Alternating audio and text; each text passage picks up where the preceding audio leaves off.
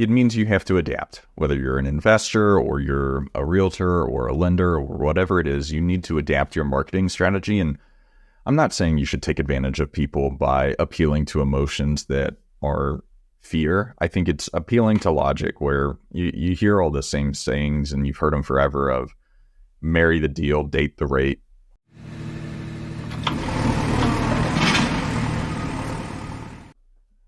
What's up, everybody? My name is Mason McDonald, along with Dan Haberkost, and we are your hosts of the Big Picture Blueprint. And today, rather than just kind of talking about certain strategies, we want to give another market update. It's the end of September of 2023, and we're going to give you guys some insights into what we're seeing in our business, as well as what the media is talking about related to the real estate market. But before we get into that, Dan, how are you doing today? Great, man. It's a beautiful day in Colorado.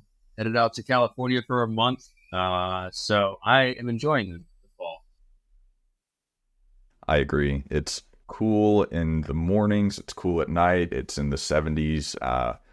Dan, you're getting to go spend a month in California because you've created a business that allows you to work from everywhere. And that's kind of weird, because I am looking at what the media is saying about the real estate market, and it seems like you should be going bankrupt any day now, because the market is all doom and gloom. Yeah, man. People separate out journalism and media as being different from all other businesses, and they're not. They're incentivized by profits, like every other human organization, and so they create articles that get clicks and make them money, not that communicate reality. So we can talk through this, but yeah. Yeah, I mean, I think you hit the nail on the head, is that everything is business in the United States. And the purpose of any business is to make money, regardless of what the mission is. Yeah, we can get into nuances of nonprofits and stuff like that have really mission-oriented business models. But whenever you're looking at media, and I'm looking at it, I pulled up 4 articles here, and the amount of ads that I am seeing on this one part of the screen is like 4 advertisements, and that's on Yahoo Finance.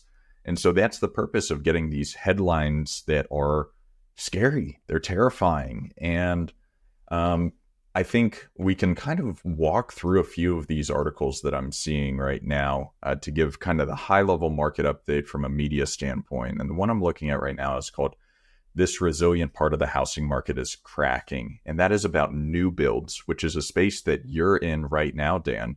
But what have your experiences been with new builds right now from a demand standpoint? What are you seeing from a financing standpoint? And then we can kind of mix that in with what this article is saying. Sure. So I had a couple new builds come to fruition and sell just a few months ago, and then a bit of a pivot working with a new builder or contractor and getting some more going that likely won't come to fruition until next year. But this is market specific to some degree. But even here in Colorado, where it's gotten very expensive, I went on the Parade of Homes tour with some friends a couple of weeks ago, and they're selling no problem $600,000, $700,000, $800,000 houses out here in Colorado. And then a quick search on Zillow. My goodness, if you go look at the ratios in a lot of Florida or North Carolina markets for the last 90 days, substantially more new construction homes are selling than actually came on the market in whatever increment of time you select. It is crazy. So anywhere that I am doing business or watching the market, this is just extremely misleading. There's a need for housing, and that hasn't changed. Absolutely. Well, and this article kind of talks about it. With that title, it sounds like, oh crap, like new builds. No one's going to be buying new builds anymore. And it's a very slight decrease month over month from July to August of 2023. And if you compare it to the past 20 years, we're still very, very high. And it's obvious why there is a little decrease going into fall in general. There always is. Whenever school is starting, parents are less likely to buy a new home whenever their kids are in the middle of school. Rates are higher, but whenever you look at sales price, the median sales price of a home in the United States is about $425,000 to $430,000. And the markets you're in areas in North Carolina and Florida and Southern Colorado, where people are moving constantly, your price point is just below that, which makes it so where you're not dealing with what the real issue is, which is inflation and the affordability crisis, where if you're pricing below what the median sales price throughout the entire country is, you're probably going to be safer no matter what. Yeah, it's crazy. I was looking at Ocala, Florida. I'm working on, well, I need to. This is I'm going down there in December, working on putting together the means to start building Ocala because new construction homes are selling in the 200s there. That's crazy. That's like a lot out here, in Colorado Springs. And so at the end of the day, doesn't really matter where rates are because it doesn't make a big difference on such a low priced house. So, yeah, all this to say, I would, if you're involved in land and new construction, I would stick to these places where a lot of people are moving, where housing is still very affordable and the rates aren't as much of an issue. You're absolutely right. And I think it can get concerning whenever you see sales data going down. And once again, I mean, you hit the nail on the head of it's very market specific. Where I'm looking at this article that says the housing market has hit rock bottom and the sales slump will last a long time, Redfin CEO says. And the problem is if we talk about statistics and it's a regression to the mean. And if you look at the past 10 years, there was a huge push for buying homes in 2020 and 2021 whenever mortgages were sub 3. And so the people that are moving every 2 to 3 years or buying new houses and upgrading, I'm locked in at about 2.25 to 2.5% on 30 years fixed. I'm never going to sell the house that I live in. And that's what a lot of people are thinking right now. So I think there could be a greater push right now in general for people to just retain their homes until they can start seeing mortgage rates in a more reasonable spot. But what I've been seeing a lot, Dan, and I don't know if you're seeing this too, just looking at properties to buy, is rate buy down incentives that builders are offering or that are existing homeowners are doing. Do you know about that strategy, and can you speak to that a little bit? Yeah, absolutely. It's just a way to help your buyer afford the house that everyone wants. And so lenders allow you to pay a fee up front to buy down the rate.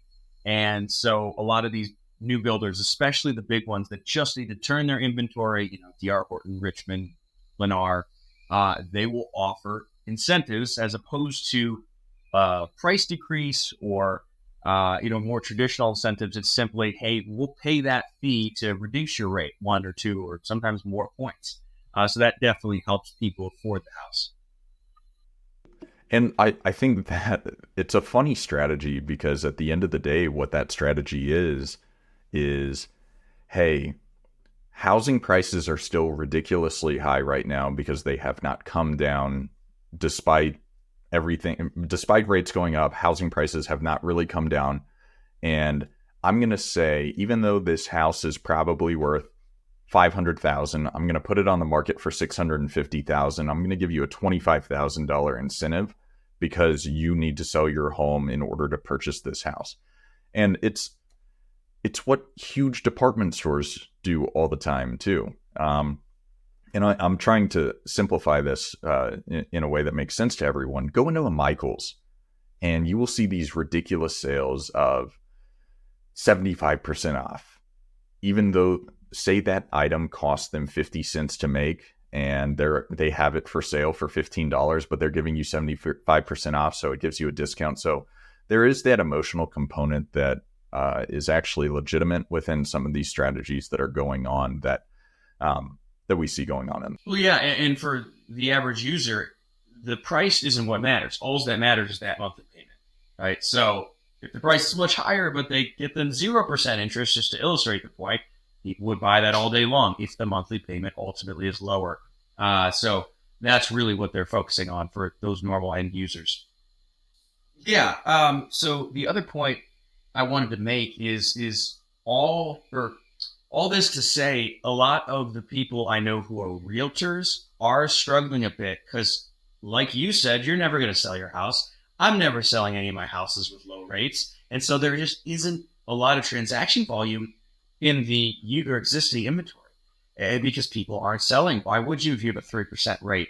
And so this is creating problems for those people who are on the transactional side of things. A couple of my title agents in different parts of the country said they're struggling a little bit, whereas anyone who's creating new inventory is doing great. If you're effectively going and getting off-market deals on houses, getting deals on off-market houses and bringing them to market, or like you and me, you're getting the land, which is ultimately used to create more inventory or creating it yourself, you're doing very well right now.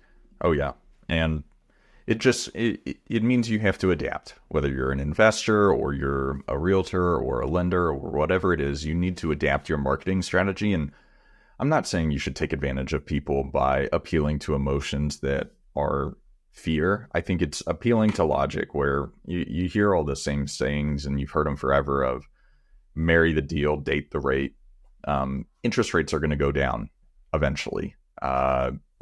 All these are just market conditions that fluctuate and they operate in cycles. The Dow yesterday had the worst day since March of this year. So there's a lot of fear in general, and you shouldn't operate like that. You should attempt to use logic whenever you're doing business. But Dan, kind of switching gears from the more macro into our own individual businesses, what are you seeing from a sales side and an acquisition side within your land business? We're selling everything very quickly. Stuff that was sitting is selling, new stuff is selling, everything's selling, and it is hard to get good deals right now. It's still doable. We'll start getting them.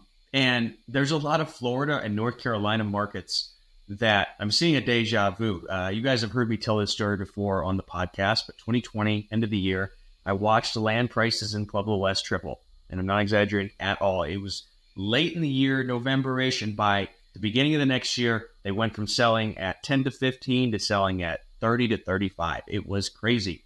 And not quite as dramatic, but I'm watching this happen in some of the markets I'm in Florida and North Carolina, where, there's one in particular I'm thinking of that sort of land would sell 30-ish to up to 40 if it was oversized, if it was really nice. I looked a couple days ago, there is not one lot under 50. Not one. And a lot of the comps are still in the 40s, but supply and demand. And so those prices are just pushing up and up and up. And so anyways, that presents an opportunity that I'm certainly taking advantage of. Oh yeah.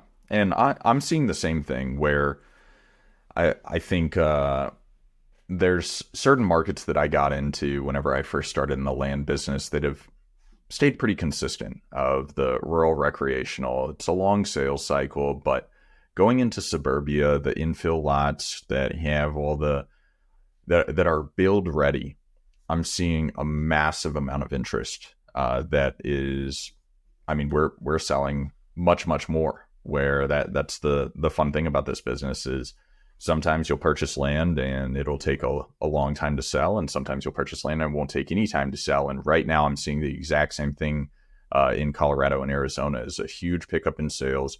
Acquisitions are a little bit slower. And I think you kind of alluded to that a little bit, of it's a little bit harder to find deals right now, because whenever there is so much media attention on the housing market right now, it lends people the opportunity to get online and kind of research what they think their property is worth. So I think acquisitions have slowed a little bit, but there's still so many value add opportunities, and you have to pivot your business model to say, okay, there's a strain on inventory in these markets. So how can I value add? We had an episode recently come out with our friend Trevor that does subdivisions. And the opportunity to do a subdivision in an inventory constrained market is, I think, something that I'm pretty bullish on right now, because you're creating the supply where there is too much demand. Yeah. No, you hit the nail on the head. And the fact that Arizona and Colorado are picking up too, where it's already expensive. I mean, you're down in Surprise, or the Phoenix Metro, Surprise, Arizona, where it is very expensive. And even there, it's seeing the same thing. So it's not just entry-level housing. That's where I like to stick, because that feels comfortable to me, but it's not to say that that's the only thing you can do. Yeah. And I think to kind of get into some of the specifics too, of where, and this is pivoting towards the people that are like us, the people in the land acquisition and specifically the development space, because what I hear constantly from my realtors for the land that I'm just selling is, that price might be a little bit high because construction rates are so high. But for the small time builder, Dan, have you seen a dramatic increase in your cost of capital for financing of actual construction or development? From local banks, yes. From hard money lenders, no. It's crazy. I have to pull this up. I got our hard money lender down to 1.5 points. And I mean, I want to say like 10 or no, 11%, maybe 11 and a half, but I know it was down to 1.5 points. And that's funny because if we were to pull up what a construction loan would cost from a traditional bank, I don't think it would be much more than the hard money lender. Because if the hard money lender is able to compete with institutional banks and institutional financing, they're going to be getting tons and tons and tons of deals. Of their money is still going to be coming in. So I think that the person that is looking to get into building needs to approach potentially lenders that maybe historically have a bad connotation or a bad image, because if you're getting hard money at, let's say, 2.5 or 3 points and 13 or 14% interest, with how much constraint there is on inventory and the cost of building materials, and Dan, you can speak to the cost of building materials more than I can. Cost of building materials is kind of back down to pre-pandemic levels. Wood, Depending on, yeah, wood definitely has. Concrete's still up. Windows are up. A lot of things are up. But then on the flip side of that, labor has become, I mean, again, very localized. And I'm speaking more to Colorado and the markets I'm in Colorado. If you go to mountain towns, it's a different story. But where I'm at in Colorado, labor is calmed way down because suddenly they're not busy. You know, I just bought that duplex and I have my old contractor doing some work there. And it's amazing how eager and cheap he suddenly is because he doesn't have work. So some things have come back down, some things not so much. there you go. But it all evens out to going back into the pre-pandemic level pricing, because you think about what happened in 2020 or 2021. Go to a Home Depot parking lot on any day of the week while everyone's working from home, and it's freaking packed because people have gotten all of these government checks from stimulus packages, and everyone is at home all the time. And so, once again, supply and demand. There's supply chain issues with products coming in from other countries, and labor. People could go kind of do whatever they wanted, and they didn't need to work quite as much. So I think that presents a unique opportunity from the person that can approach building at a different level, where if you can acquire your land at a discount, you can build at pre-pandemic pricing. And if your hard money costs the same it did 3 years ago, and prices are still at the 2020, 2021 levels, even though mortgage rates are higher, it just presents a unique opportunity in the market to come in and add inventory where inventory is really constrained. Yeah, no, absolutely. I don't really need to add to that. I think that's a great point.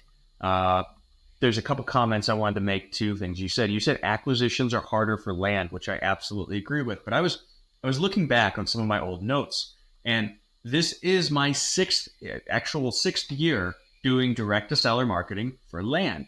And in 2018, 2019, it was pretty light. It's nothing like I'm doing now, but I was still doing it. So sixth year. And every fall, I've seen a slowdown right about now. And then every year, I had a really strong pickup as we got late into Thanksgiving and Christmas. So this is normal. And what's the key to getting through the hump is keeping your marketing going and making sure you don't stop. So I really wanted to say that because it's nice. The longer you do this, the more you have a point of reference from prior years. And I can look back and say, yeah, this is pretty normal. Oh, yeah. Well, and think about the market conditions of what's happening right now. 2023 is the first year in over 3 years now that travel restrictions are pretty minimal, if any, depending on out of country travel. But within the United States, you can go on a plane, you're not wearing a mask anymore. Mask restrictions just lifted not too long ago, whenever you look at the grand scheme of things. So coming in, and the point I'm making there is holiday travel is going to pick up. The price of everything is ridiculously expensive, and so for the people that maybe have been holding on to pieces of land or rental properties that they've owned for a long time, acquisitions in the holiday season this year, I'd be willing to gamble that, shoot, man, I think we're going to be able to have a huge holiday season push for acquisitions because with all the prices of everything and this being the first year to be able to travel and go see your family legitimately, there's another huge opportunity in the market. Yeah, I agree. Big picture, this is the time to double down on everything, in my opinion. Of course, be conservative, keep liquidity around in a reserve fund, but I'm buying more rentals.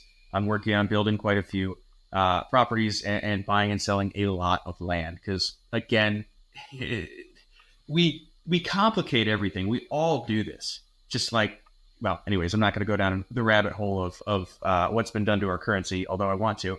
But going to this whole conversation about what's the market doing, supply and demand. That's it. That's the whole conversation. What is the supply like? Is there still or where is there demand? Is there still demand? And that answers the question so simply. And I mean, there's always the chance of a black swan, but barring World War III, I don't see any way that supply is going to just magically spike. And so if you can go create supply, rentals, new construction, land for people to put new construction on, you can make money.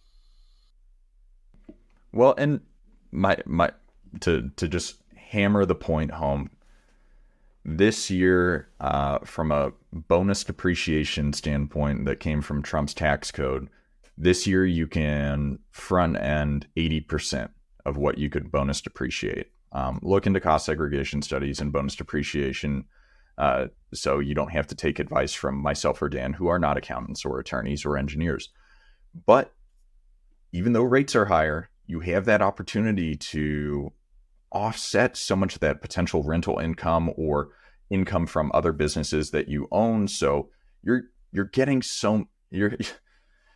it all works out. It's the similar analogy to labor has gone down, even though concrete and windows has gone up and wood has come down. So it all kind of evens out. So even though the market looks like this roller coaster, with all the various incentives that are out there from a depreciation standpoint to a labor incentive standpoint and everything in between, there's once again an amazing opportunity to make a ton of money as long as you are just being consistent and kind of knowing everything that there is to know that is relevant to your business, that is not emotionally driven from the media. Yeah, no, absolutely. And to your point about us not being accountants, well, I had a quote from an accountant on cost segregation done just yesterday. And so I'll tell you, it's well worth doing if you're a real estate professional and you can offset it against all your other income. So I just closed on a duplex and I'm ideally going to buy one or two more before the end of the year.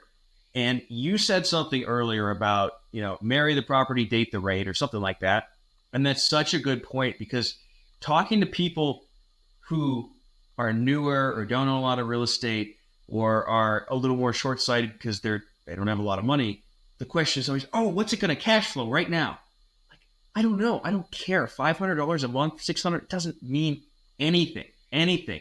This is going to save me, this one alone, 35 to 40 grand net on my taxes.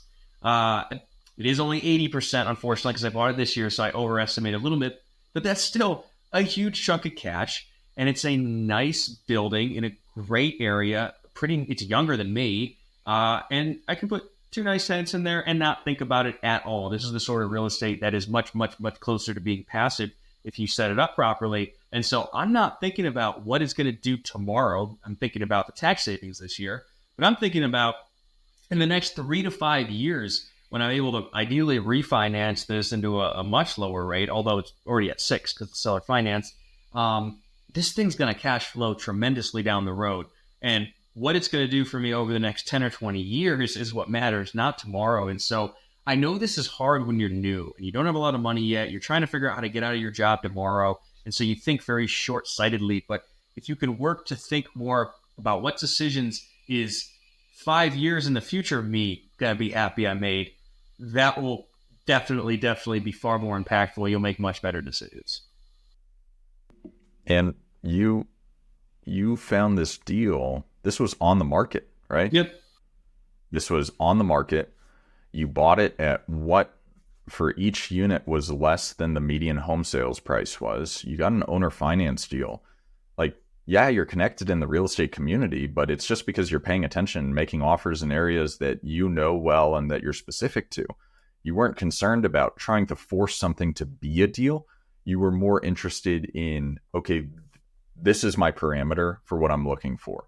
Because if you look at areas in the country where you're like, I finally saved up enough money, I made a ton of money through the pandemic, I'm ready to buy my first rental property. Don't go to the middle of nowhere in the Midwest and buy a $109,000 home that was built in 1921 that's getting $1,200 a month in cash flow. Because I think we've said it before, a roof is a roof is a roof is Yeah. a roof, where uh, the $10,000 roof on a $400,000 home is the same roof on the $120,000 home. So you have to be very logical about how you want to make decisions with finding deals. But if you're looking at areas that are growing, if you can find something at or below the median price point that has decent equity in it from the quality of craftsmanship or the age of the home, you're going to be able to make a deal that's going to offset your income through all the tax incentives. And even if it's not a perfectly cash flowing unit right now, down the road, it definitely will be, or the offset from the loss of depreciation will make it worth it. We're not advocating for you to go pay for something that you can't afford, but they're out there. Yeah, and so you made it several good points there, especially about the ratios. You know, the cost of the roof or the furnace relative to the value of the property. I don't want to buy cheap real estate. In fact, if I could go buy $1 million property right now that would just break even, all in, you know, expenses as far as repairs and such, I would love that. That's a giant savings account someone else is paying for me, and it's a massive write off. But I want to expand on this a little bit because this drives me nuts because it's such bad advice what a lot of people are told as far as what to look for in real estate. What I just bought is not going to lose money, but it's going to take time to get it to the point where it's cash flowing substantially every month. But to your point about median house price, it's two 1,800 square foot units, 3 bed, 2 bath, 2 car garage each side. One 3 bed, 2 car, 2 bath, 2 car garage house will cost you this vintage about 350. So to buy two of those would be 700. I got this for 460. Each unit will rent a little bit less because it's a duplex and not a single family house, but it's surrounded by single family, so not much less. And it's these qualitative measures that you learn over the course of time owning rental properties that are so important that a lot of people don't get. They had just signed the existing tenants way below market, so I'm stuck there for a year, and that's fine. But again, forgetting about cash flow for a second, just two very new, nice units like that, you can put tenants in where you're never going to have to deal with that. If you screen them right, you know, the tenants on the one side have been there since 2016, and their unit is immaculate. They have taken such good care of it. And so these are those hard to quantify metrics that are so important and often overlooked. This can actually be a passive investment. I showed my older friend the building who's been doing this for almost 50 years now. And he immediately goes, oh, this is a gem. Can I invest with it on you? If you need money, let me know. We'll partner on it. Whereas the new people that don't really know, they're like, oh, it only cash flows a little bit every month. It doesn't cash flow, you know, another $300 or $400. Oh, that's not exciting. And they don't get it. And so I wish I could put this a little more succinctly, but I'll drop I'll stop ranting there. No, and you've got long-term tenants that one of us been there for at least 7 years. It's below market price, so you can get instant. If your goal was to sell it in 2 or 3 or 4 years, you go in, you update it a little bit, and you increase rents, and then you could sell it to a portfolio investor quickly and make 100 or 200 grand. But you could also down the road, whenever it's time and there is tenant turnover, to get closer to that higher market rent, you could go in and modernize it a little bit. You could do there's so many strategies with this where if you buy in a good area at a good price, regardless of rate, regardless of perfection of cash flow and everything like that, it's going to work out. And I think the problem is there's so much content out there that advocates for you need to do a Burr project and you have to meet the 1% rule and you have to do all this other stuff. And whenever you're trying to get into rental properties, especially with there being an affordability crisis, what you need to look at is the long-term performance of what an asset is going to be for the next 10 or 20 years and recognize, okay, over the last 10 or 20 years, mortgage rates have done this. So there's probably going to be some cycling that happens and it's going to be a great long-term investment. Rental properties are never going to get you rich. Uh, it's it just takes a really, really long time. And it's more about decreasing your tax exposure and increasing your net worth and your borrowing ability and preserving something for the long term rather than, man, that extra $300 a month that I'm getting from cash flow is going to be able to pay for the car payment on my new Mercedes. And some of the stuff from Rich Dad Poor Dad, which I mean, I love that book. Dan loves that book. It just doesn't quite work like that in reality, or at least in 2023. So a good deal is a good deal, regardless of don't get caught up in semantics of $50 or $100 or $200 on a potential $250,000 profit Yes. that will take 10 years to get. Yes. So, and I think you meant rental properties won't make you rich overnight. They will over the course of decades. Yep. Yeah, and it's rich versus wealthy and all that kind of stuff. So, yeah, I think we kind of hit on our own businesses. To summarize a little bit, acquisitions is a little slower. Sales are up. There's a lot of value add opportunity whenever you can increase inventory in high demand markets with low supply. The doom and gloom will always be in the media. So just pay attention to the actual numbers as versus the headline. So dive into the article, see the data, and look at what opportunities are available. But Dan, do you have anything else to add before we wrap things Yeah, up? the only other thing I haven't hit on in my specific business is just rents. And so, one of my units turned in Parma, Ohio. And so just talking to my property manager there about rents in Cleveland, because that's a suburb of Cleveland, have continued to go up like crazy. There's massive demand for rentals there. Rents here in Colorado really haven't come down at all. And so they nearly doubled in a lot of areas over the last few years. So I just wanted to hit on that because I hadn't really spoken to rents, and those are strong too. So everything is looking pretty good. Find a way to create inventory. There we go. And this is Mason McDonald and Dan Haberkost for the Big Picture Blueprint. We'll see you guys next time.